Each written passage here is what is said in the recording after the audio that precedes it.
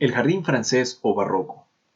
Esto surge a raíz de una expedición del monarca francés Carlos VIII hacia Italia en el año 1494, lo cual despertó gran admiración por los jardines de Nápoles, Italia. Debido a esto se llevó a artistas jardineros italianos como Pacello de Mercogliano y Girolamo de Napoli.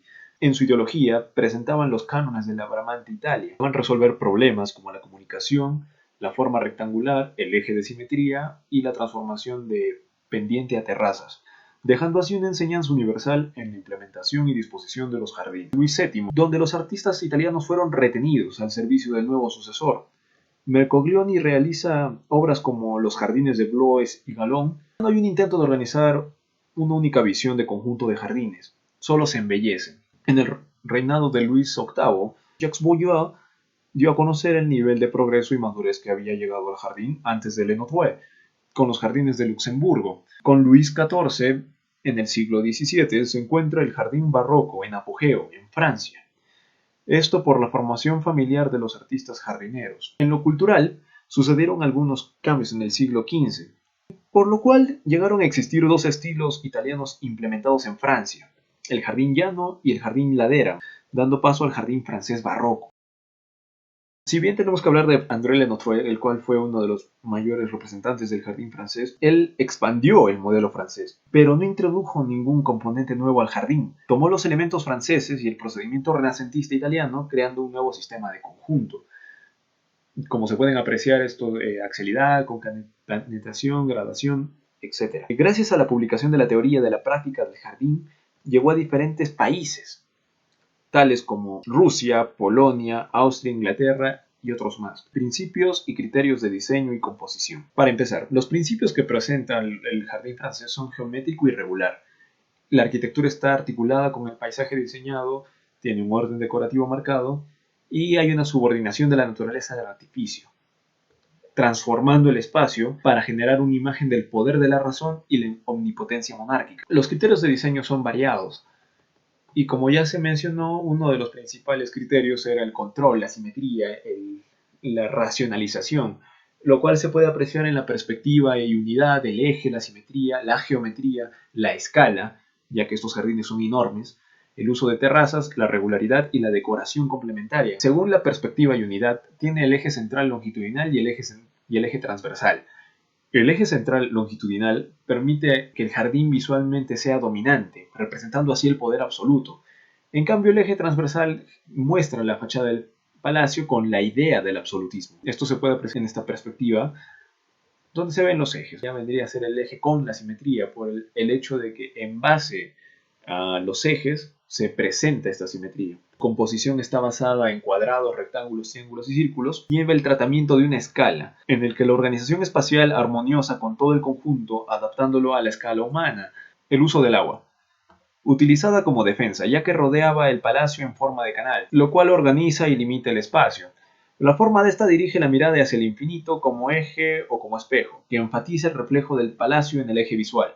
Además, crea un efecto de enfriamiento y proporciona circulación, descripción y caracterización de jardín y sus componentes. Este jardín fue diseñado para ser visto e impresionar a los visitantes, lo cual es una idea de contemplación, una importancia en las plantaciones.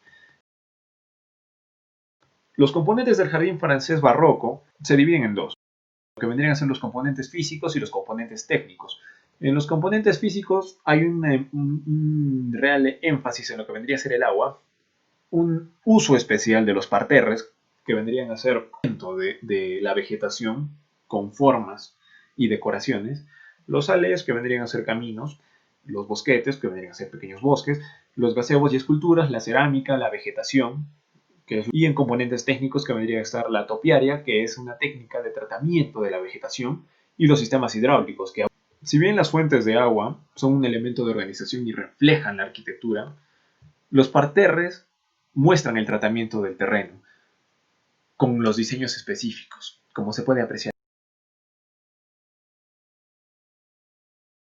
Los aleos son los caminos alineados rectos, los bosquetes rodean al eje y la platabanda bordean el parterre, ¿verdad? Que vendrían a ser esta vegetación corta. Los gazebos, sillas, estatuas parten de la imagen, presentan a la cerámica como algo estético, y en la vegetación se realiza un tratamiento especial con árboles, flores.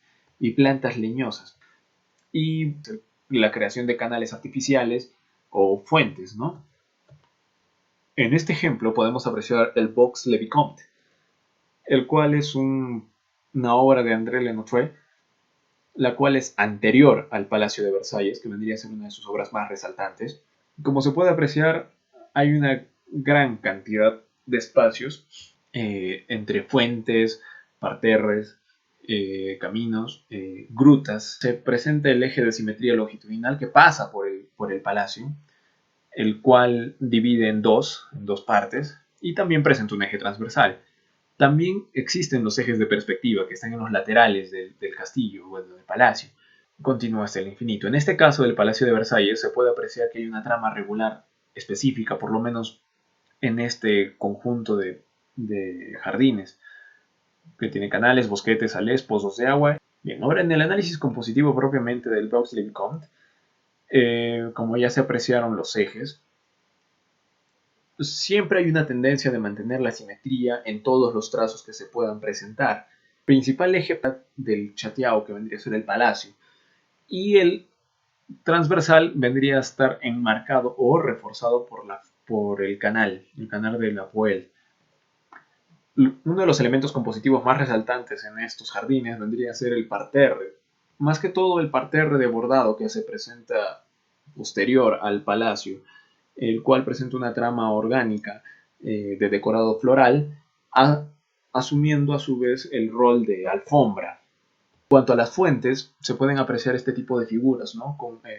Son figuras geométricas de grandes dimensiones. La mayoría de estas presentan esculturas en el centro de las mismas. Un resultado de un elipse con un rectángulo y dos circunferencias en los extremos. Esto para generar este tipo de formas geométricas y simétricas, y se mantiene siempre la simetría. Uno de los fuertes de estos jardines vendrían a ser las esculturas, con sus famosas grutas, que vendrían a ser este tipo de muescas, enterramientos en el muro, como la concavidad, en la cual se presenta una temática griega, mitológica.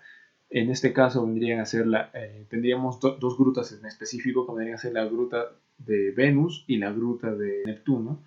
Se puede apreciar que en el lado frontal hay unas fuentes. Gracias.